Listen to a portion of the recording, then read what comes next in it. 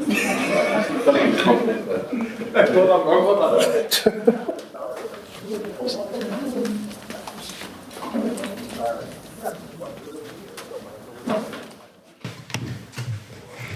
good afternoon everyone and welcome to this media conference with Ivan Toney here in Blankenheim. As ever, if we can keep it to a maximum of 3 questions per person so we can get us around as many as possible, that'd be great.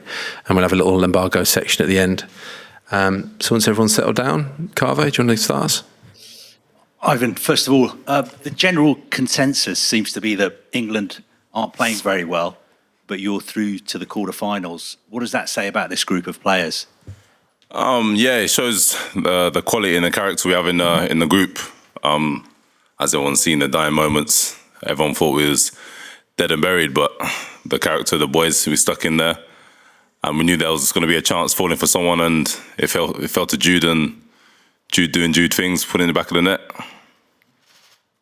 Gareth said after the game that you weren't very pleased about the fact that he was putting you on so late. Did you feel that he was just putting you on just to get a taste of a little bit of action before you flew home? Or did you really think there was a chance that you could make things happen? I mean, there was, like I said, there was always going to be another big chance in the dying moments. And I feel like with myself, my presence on the pitch, trying to rough up a few defenders and put my body around, yeah, like I said, there was going to be a chance for someone. And I think the 3, 2, 1 minutes, however many I got, there would have been an opportunity. So I felt like you just got to be in the game. And like I said, we got a chance and Jude put in the back. Most international sides now play with just one forward. Do you sometimes feel that, you know, you would prefer to be playing in a different international era? You know, in the past we had strike partnerships like Shearer and Sheringham, Lineker and Beardsley. Do you think it's time for Toney and Kane? Well, I'm not the manager, so but yeah, obviously I'd like to be playing as a 2, but obviously the gaffer and his choice is final, so we've got to respect that and we've got to go by that. But like I said, if I'm asked to play, whether it's a 1 or a 2, then I'll do my best for the squad. Alex. Hi, Ivan. After Gareth Southgate said you had the hump with him for bringing him on, he said you made up. So how did you make up? By winning. Yeah, obviously every player is going to have a bit of a hump. Not playing games, and especially when it's like 1 minute to go, you want a bit more than that. And luckily we managed to get the equaliser. Then it was up to me to kind of put myself in a better space, get on my mood, and then get on with the game. And I think I've done that and managed to contribute to getting H's goal.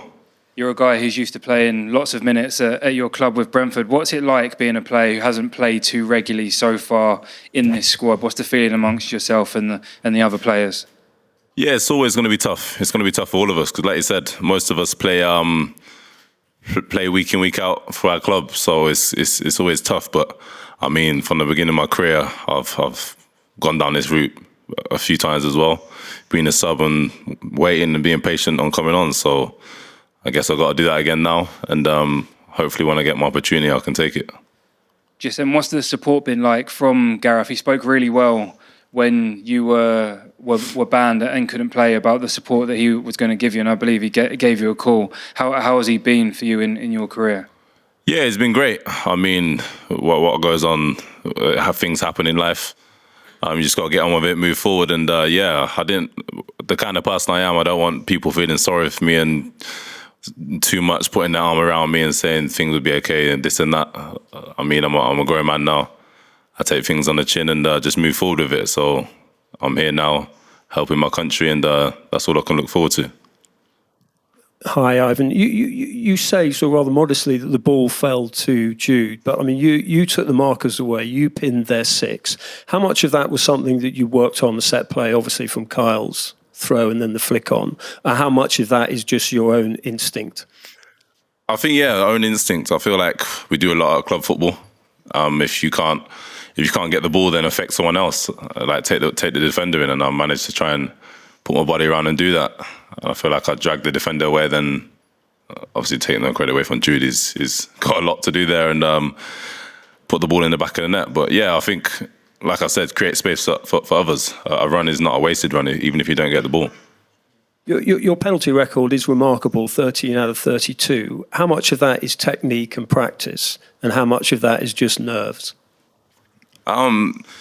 Yeah, personally, a lot on me. I like to practice all the time and try and just keep hitting the back of the net with penalties. So that's what I try and do in training, and just stay on top of it, really.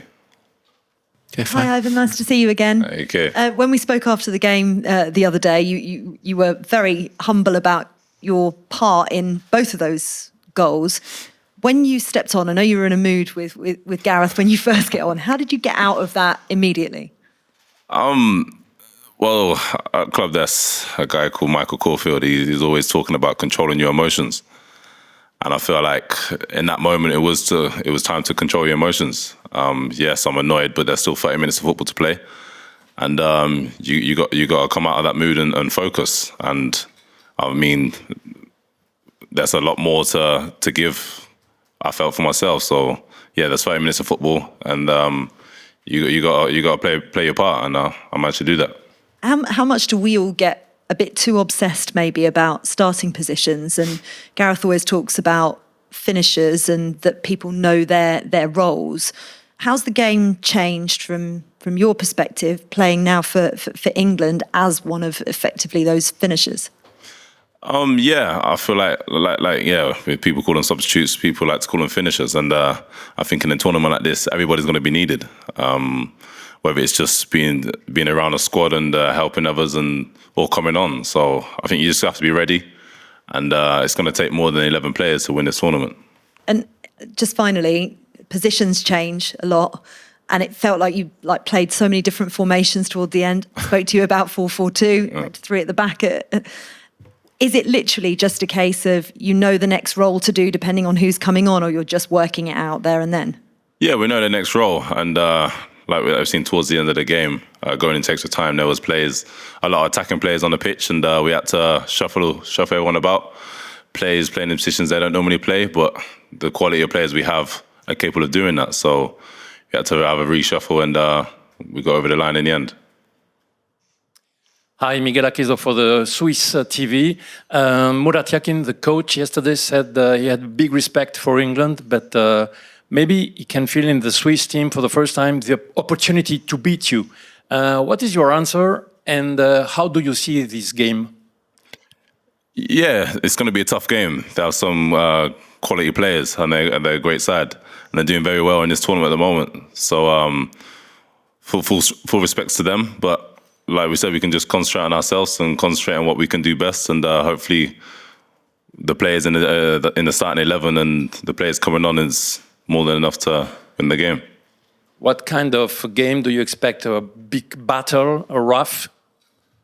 Yeah, every game's going to be a battle, and like I said, they have quality players, so we just have to be up to the test and ready to work hard and be in for a fight, which I know the Swiss will put up.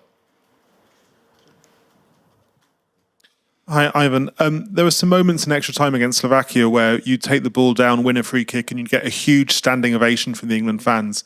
How aware were you of the atmosphere at that point? Yeah, it's a lot of relief. Slowing the game down when you're in front is just kind of like game management. I brought my qualities into play. Obviously, hold the ball up and get us up the pitch. So, like I said, everybody's got a part to play. Whether it's 1 minute or 30 minutes, you have to be ready to do that. And how much did you and the lads sense that all the England fans were behind you at that point in the game? Yeah, well, you heard the noise. The atmosphere was top, and I think they played their part in getting us over the line. And finally, have the dramatic circumstances of the Slovakia win, has that changed the mood in the camp over the last few days? A little bit, but we take game at a time. The mood's obviously still high. It's always been high. Everybody's full of confidence, and hopefully we can take the momentum into the next game. Thanks, Jack. We'll go with James Ollie next. Hi, Ivan. Just following on from that, really. Just obviously the late equaliser came so late in the game. Does that give you, as a group, confidence that if you go behind against Switzerland, you can pull it out right to the end? You sort of never give up kind of spirit. Well, yeah, the plan is not to go behind in the first place. But if we do, then yeah, I think the character the boys have shown throughout their career, let alone this tournament, that we've all been there before and we know what it takes to come out of that. So we just got to keep going for 90 plus minutes and hopefully we can pull it off. And can you tell us, have you done any shape work in training as a two? Have you trained that way at all, or is it all just with one up front? Well, we more concentrate on the opposition that we're coming up against, so we just kind of do them kind of movements and repetitions of them. Do you think it might be something we could see? We'll have to ask the gaffer. I'm not the manager here, so. And just finally for me, it's a difficult topic, this one, but the three England players who missed penalties in the last Euros final were racially abused, and that is something that you've had to deal with in Brentford. Would it put you off taking a penalty if the time came? I'm a confident person. If I score, I score. If I miss, I miss. I mean, we have to step up and you have to have the courage to take a penalty. So what would be. But yeah, for those that racially abuse a player for missing a penalty or doing something wrong, then more fool them. Where do you find that confidence to be able to shut that out? I think it's within the people around you, and I think the manager puts his trust into you. So it's kind of everyone around you, really. Thank you. Thanks, James. We'll start walking towards the back there, and then to. Hi, Ivan. I know your game time has been limited, but do you feel like as a player you've grown just by being around the camp at a major tournament like this? Yeah, for sure. The quality in the team and on the bench is frightening. And yeah, this standard of football is where I do see myself. So it's improved me as a player and as a person also. Can you learn things within training at international level that you can with at club level as well?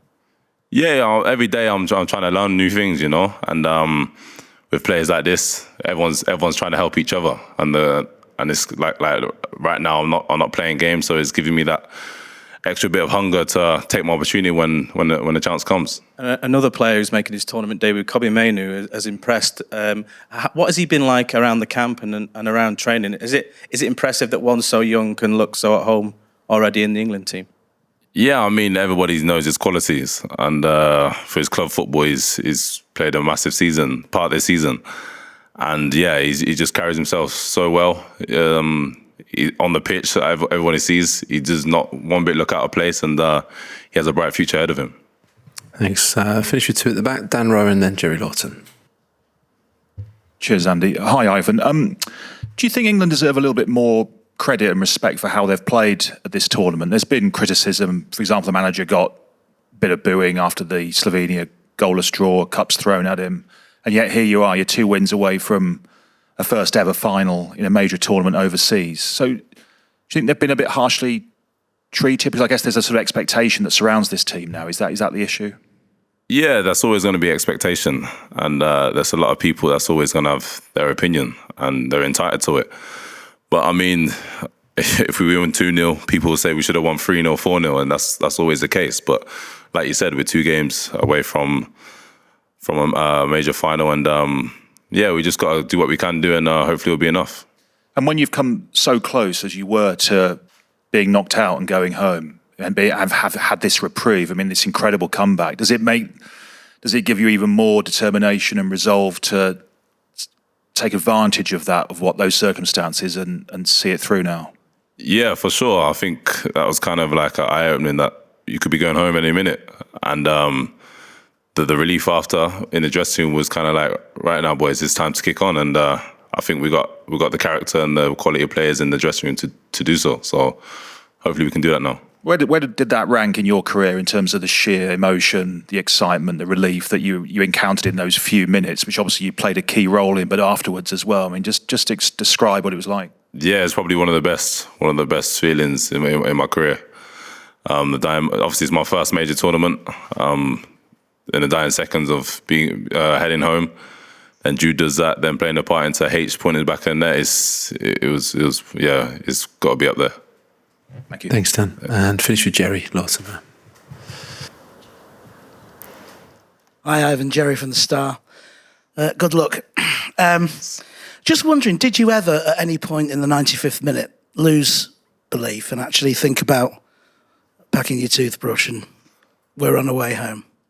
No, not at all, really. Because, like I said, in the dying moments in a lot of football games, there's always going to be one big chance. We've seen in the game yesterday, the Turkey game. One of the players had a header in the dying moments, and the keeper was pulled off a magnificent save. So it's just that belief. If you have that belief in going into the final moments, then a chance will fall to someone, and you just have to be ready to take it. I was just wondering, you come from grassroots football, you've grown all the way up. Who were your inspirations for England when you were watching big tournament football? And did you ever actually imagine that you would be sitting here on the eve of a quarter-final in such a significant game? Growing up, obviously I used to watch, you see all the England players, not just, there's no individuals, just the whole team.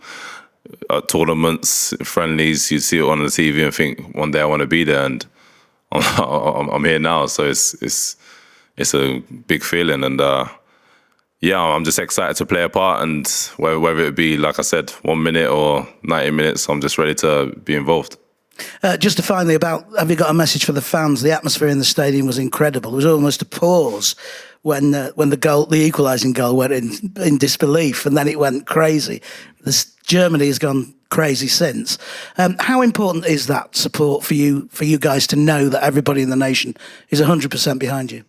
Yeah, it's very important. I think, like I said, in football, you need that 12th man, and the fans are that. So when they're behind us, cheering us on, clapping and creating the atmosphere, it does push the players forward. And I'm sure they'll be doing that with the next game and the games going forward. And we love the videos when everyone's up back home, beers going everywhere, and the excitement. So hopefully that can continue.